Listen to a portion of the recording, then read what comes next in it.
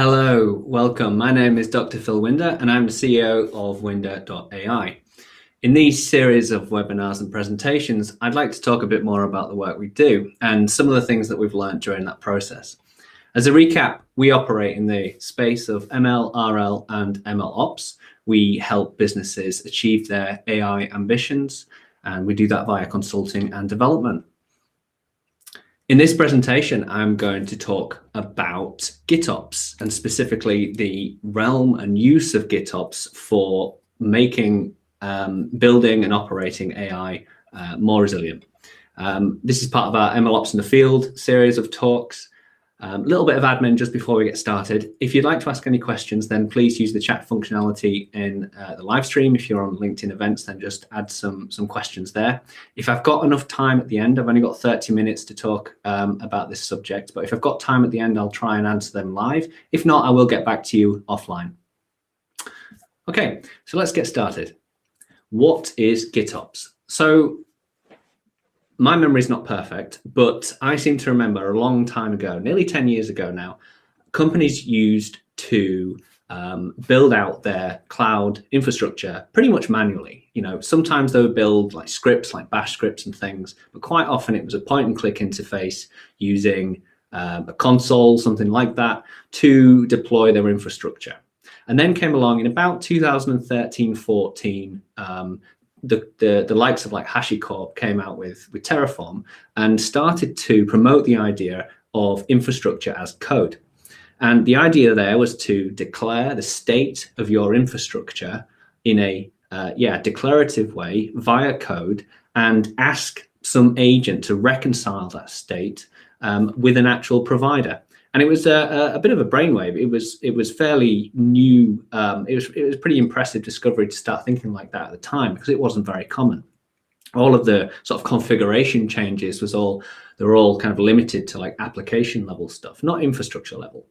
And then Winder.AI started to work with Weaveworks, who were a company at the time that were building out a cloud monitoring product. And at that time, we were working primarily in Kubernetes, and we kind of started talking about ways of actually deploying that application. And of course, started off with scripts and things, but because of the primitives and the manifests that are exposed by Kubernetes, we kind of thought there must be a better way to kind of have a defined set of state in Git, in a repository, and some tool to kind of reconcile that state with the actual Kubernetes clusters. So that's where we started working on this project called Flux at the time. It's now called Flux CD. And Weaveworks then went on to kind of pave the way for what is now known as Gitops. And the key tenet really of Gitops is the fact that the entire system that you're trying to deploy is described declaratively. So that means everything from the infrastructure to the application layer, to the data layer, to any other layers you've got that make up your application. Okay, so that's tenet number one. And I'll go into the benefits of why that's useful in just a moment. The second tenet is that canonical desired system state, which is defined declaratively, is version controlled. So this is very much related to the first point, but it's slightly different. The use of version control gives you the ability to do this kind of time travel through your application, through your application state. That was a very novel new idea that only became possible when you started describing your system declaratively. I'm not going to talk about that much in this presentation. I don't have enough time to do that. But that is basically the whole idea between provenance and lineage when we talk about those things in terms of AI. Also related are the ideas of CI and CD. So basically automating pipelines to take that declared state and do something with it. And finally, reconciling agents to actually enact those changes. So for example, Flux is one of them, but Argo CD is another really great Kubernetes-based project. I talk a lot about Kubernetes because that's what we use a lot, but obviously there's other technologies that serve a similar purpose. You know, you've got all of the Terraform related tooling, you've got things like you've got other ways of declaring application state, which the name kind of sidesteps me for the moment. But I talk about Kubernetes a lot, but obviously this applies to anything, especially when you're running a cloud-based service. Something that GitOps is not AI ops. Unfortunately, monitoring vendors seem to appropriate this word to mean using ML to help their users automatically monitor their applications. And they call it AI ops, using AI in operations. I kind of get it, but it would have been really nice to use AI GitOps, AI ops here. Unfortunately, we can't because it's used by something else. So I'll just stick with the GitOps for AI at the moment. So the key takeaway, the whole point of GitOps and the reason why, sorry, not the reason why, I'll get to that in just a second, but the key takeaway is GitOps is being declarative about your application. But not only your application, I think you can extend the idea of using GitOps to other parts of your business as well. So what are the traditional benefits of using GitOps, especially in a software engineering sense? Well, here are the 4 most commonly cited reasons for using GitOps. I'll go through one and in turn. So the first is increased productivity. So the key idea here is that if you have your entire application declared, then it makes it very easy for a developer to go into a part of that application and very easily change it, update it, improve it, remove it, debug it, whatever it is they're doing. Because you've already got all of the rest of the system declared and you've got all of the automations in place to utilize that declared state, then it's very easy for the developer and the developer by themselves to make a quick change and deploy that change very rapidly. So you can make many changes many times very quickly. You also get a better developer experience, which is kind of related to the first. If a developer does not have to worry about things like security, things like how it gets deployed to actual infrastructure, basically, if they don't have to worry about things they're not interested in, but they are interested in doing their job, then that gives them a better sense of achievement and a better development experience. And you're not stressing them out with making it hard to do their job. It improves the stability and resiliency of your system as well. So it improves stability in the sense that it improves observability. If your entire system is declared in code, it makes it very easy for other developers to see what's going on, understand what's going on, and review those changes. It improves reliability because if it is in a declared and version controlled state, then it's very easy to fix mistakes and roll back to previous versions and things like that. It enhances consistency and standardization. So here, what I mean is that imagine if you're working as part of a large enterprise and you have very fixed and strict security requirements. You can encode that in your repository. You can declare that. And this consistency can be tested for and checked for inside those repositories. Very easy to do. And standardization comes from this observability. If developers can see other developers doing similar things in a similar way, they can kind of converge towards one standard. And that's great for the business. It's great for the people, easy to understand, common language throughout the business. But more recently, GitOps has kind of been expanding throughout the stack, starting at the infra level, kind of up. And it started off, things like Terraform, provisioning infrastructure, and very quickly we started using it to declare application state, especially when we're talking about cloud native applications. But even now in like the data layer, you also see the use of GitOps-like thinking. So for example, upgrading database schemas, you'll see code for upgrading databases from one version to another. That is GitOps. You're declaring the state of your database at that time. In marketing, for example, I use Git repository to store the contents of my website. I push a markdown file that gets built into HTML and pushed out to the website. And even HR, I've seen some really cool and funny modules, Terraform modules, for example, to provision new G Suite users or send out hello world emails to new developers, or add AWS IAM accounts and things like this. So basically you started to automate the onboarding and offboarding process through code. And I think that's really cool. So Gitops is kind of spreading throughout the business is the key. So I want to sort of start talking about the differences between the idea of using GitOps for software engineering and the GitOps for ML as well. And the best way of doing that is to describe what GitOps is in software land. And I was trying to think how to do that. And I think the easiest way to do that is to describe how it works in terms of a dependency graph. Okay, so this is a graph.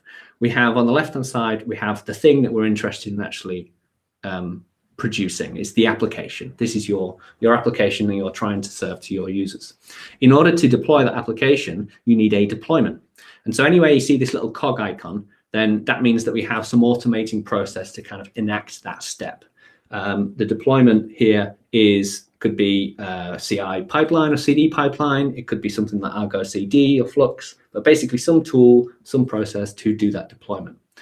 The deployment is dependent on the manifests. So the manifest, the thing that actually declare the deployable, they define the deployment, and they could be Kubernetes manifests, they could be scripts, they could be Ansible scripts and Ansible projects, for example, or so on and so forth. The manifests themselves depend on artifacts. The artifacts actually contain the application. So it could be a Docker container, or it could be a binary, something like that.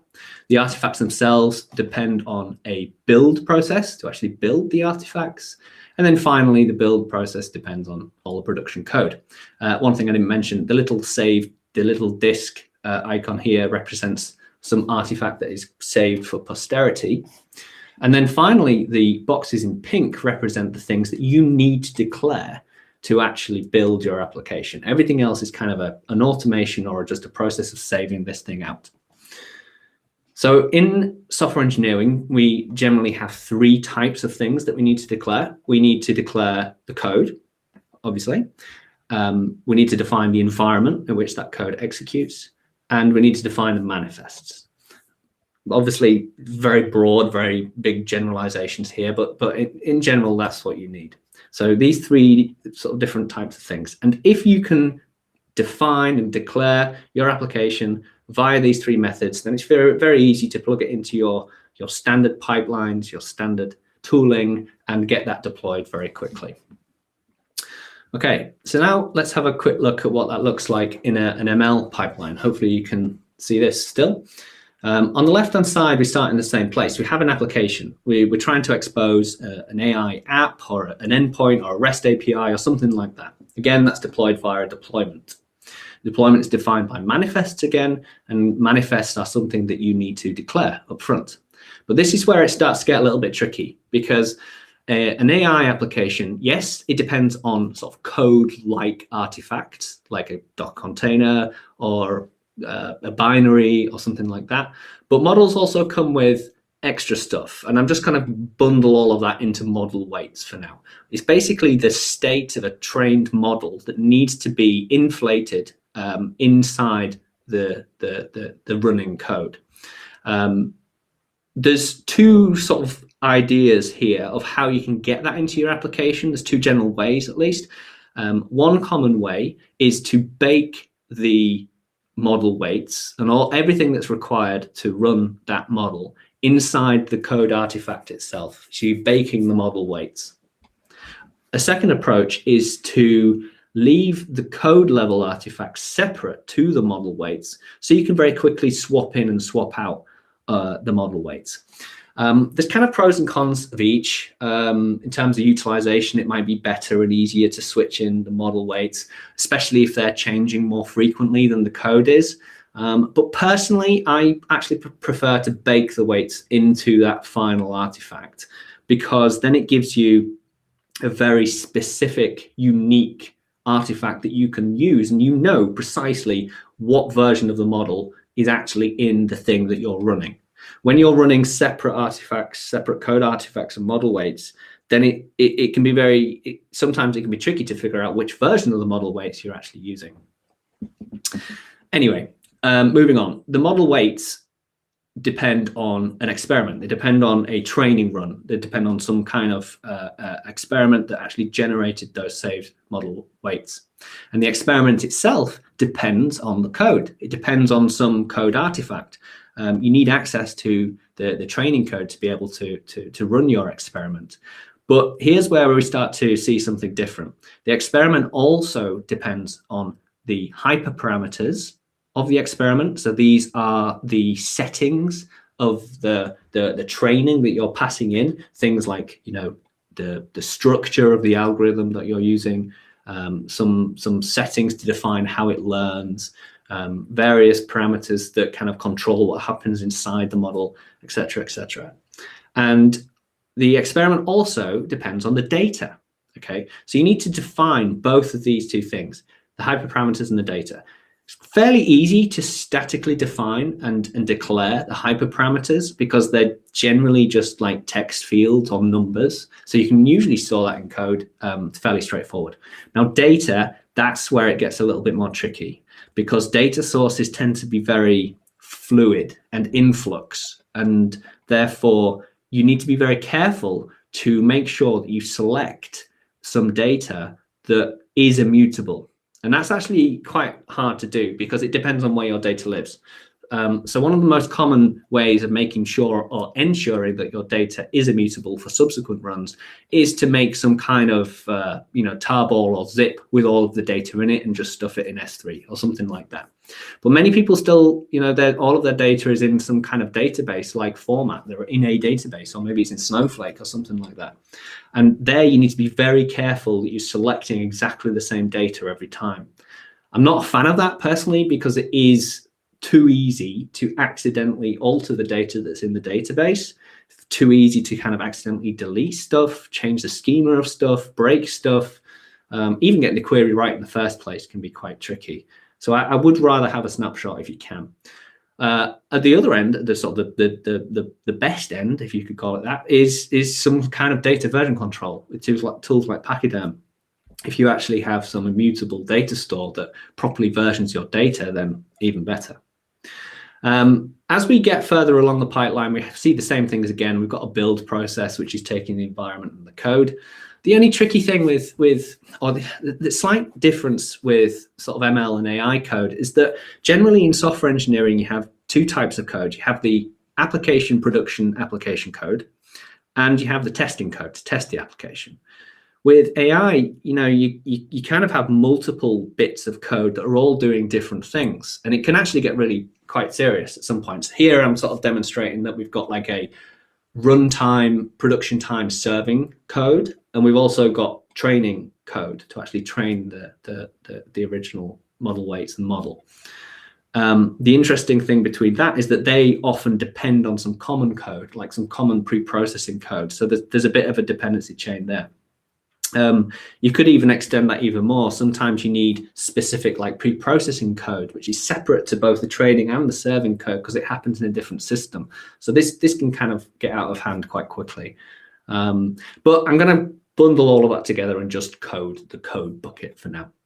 So compared to software engineering, which just had the manifest, the environment, and the code, with an ML specific application, we've got the manifests, the environment, code, hyperparameters, and the data. So it's these two in the middle that are new, and you need to declare them in order to use Gitops for AI. I just want to cover why I think Gitops is useful in ML, and specifically talking specifically in ML, not just software engineering. So the first point I'd like to raise is a governance, from a governance perspective. We are currently working with the UK government to help them with the upcoming online harm prevention bill. I won't dig into it much more than that. But in general, the whole idea of this bill is, we're trying to make it, we're trying to ask the users of ML systems and MLOps systems to ensure that they can prove to themselves, mainly, that they are doing AI in the right way. Okay, and there's obviously a lot to unpack there, and there's a lot of work involved in that process. But a big part of it is asking the question, like, what have you got? What are you running?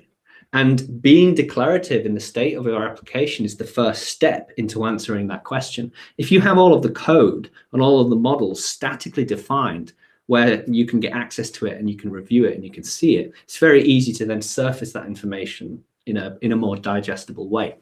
If you don't have your applications declared statically like that, it becomes really difficult to figure out, like, what models are we running? What are we doing here?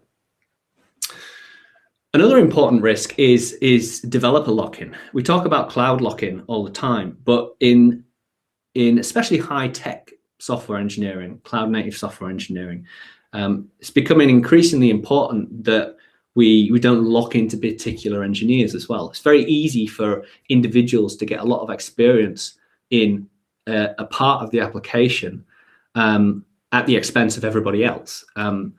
And that's increasingly true of AI as well, because it's such a sophisticated and high tech.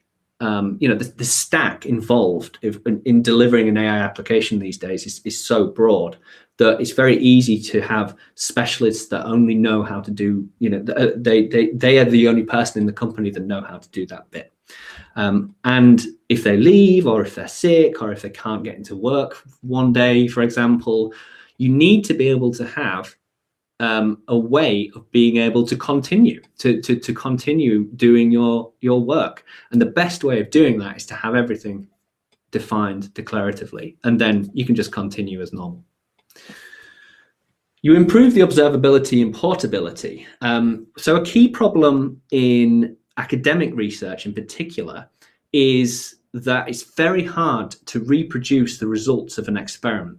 Often because they're highly complex, they require a lot of power and energy and cost and CPU, etc., to reproduce that result in the first place. And also, just the academics are not that interested in solving that problem, because their career is defined by how much they publish. It's not defined by how repeatable their experiments are. This is important in industry as well, because you need to be able to perform experiments to prove that your model today is better than it was yesterday. And if you can't get the same results for the same model twice, then that makes that really difficult. You don't know how well you're improving. By having everything declared, everything being declarative, you can go backwards and forwards, and it's very easy to rerun an experiment from the past, for example. Related to that is better testing. So we've all heard of backtesting models based upon past data, but something that's becoming more and more apparent is doing it the other way around, testing old models on new data. Because quite often, especially with sort of complex, highly seasonal domains, models need to be changed and updated and improved at quite a rapid pace, but around specific parts of the year. And you may not use your Black Friday model throughout the rest of the year. But when it comes to Black Friday the next year, you want to be able to go back to your model that was used on the previous Black Friday and start from there as a good starting point, for example. So yeah, being declarative, again, helps you go back to that previous version. Improve developer experience. This is very much like the software engineering aspects previously, except in ML, it becomes even more important because AI is hard, data science is hard, machine learning is hard. I'd like to highlight a project here called Project SAME that we've been involved with for the last year or so. Self-assembling machine learning environments, that's what SAME stands for. The idea here is that we're attempting to define a specification for a model, a specification for a training run, so that it makes it very easy for data scientists and non-data scientists to firstly move that project between environments. So you can do exactly the same thing on your laptop and move it into the cloud with no changes. And secondly, make it very easy to make changes to that experiment. So quickly change some hyperparameters, quickly update some libraries, things like that. Having everything declarative in that sense, we're declaring the experiment, we're declaring what the model is, we're declaring what the model depends on. Being declarative allows you to do that. And finally, increased productivity related to the previous ideas as well. Once you have everything declared in code, then you've effectively built the ultimate experimentation platform. You can very, very quickly push a change to a bit of code, to a hyperparameter, to the data, and just let it flow through the system. So you can imagine that data scientists now have the ability to run hundreds and hundreds of different experiments all at the same time. It makes them a lot more productive. Okay, so starting to wrap up now. Imagine you're convinced. Where do you start? Well, first off, it's likely that you already have. It's very likely that your company is already using Gitops and declarative methods somewhere within the business. It's very possible that you're already using it at the infrastructure level. You're probably using it at the application level as well. So just keep going on that process. So follow your dependency graph for your application and make it declarative. Go up through that dependency graph and look at all of those pink boxes and try and declare what that is. And if you might find something else during that journey as well that needs to be declared. Write it down, get it in a repository, make sure everybody can see it. Once you have everything declared, then you need to automate away the execution or the reconciliation of that declaration. So in this case, it very much depends on your technology stack, what you're targeting, and the things that you are declaring. So can't give any specific recommendations there, but I'm sure you've got some good ideas already. And then the third is, once you have everything fully automated, then start developing the procedures and the tooling and the helper tools to speed up that experimentation, to speed up that deployment, and to help the data scientists get into production faster. That's really what this is all about. So some examples of that, you could make it very easy for them to rerun previous experiments. If you've got the ability to have a one-click, rerun this experiment, but maybe tweak some of the hyperparameters, maybe tweak the data, maybe tweak some of the settings of that run, and then just click play, that's a really powerful feature for a data scientist. You could also maybe look at better ways of reporting or plotting the results of all of your runs to make better choices about which model you want to take forward. And that can actually get quite sophisticated as well. Lots of options out there to do that. Okay, I think I've just about run out of time. I am still on time, fantastic. This is just the first of many events that we're going to do. If you're interested in watching some more, then please go to Winder.AI/events. If you're interested to find out more about what we do, then browse to the website as well. If you have a burning desire to reach out to me right now, then you can reach me on email at phil@Winder.AI, and I'm on Twitter and LinkedIn, Dr. Phil Winder. I've got a couple of minutes left. I don't want to take up any more of your time, but I'm quickly just going to have a look at some of the questions to see if there is anything on there. Okay, so I can't see any questions right now, but obviously if you do have any questions, then you can reach out to me, or you can just reply in the chat window there. I think as we're pretty much at time anyway, I'll call it there. Thank you very much for joining me today. I hope you've enjoyed it. I'll see you next time. Thanks a lot.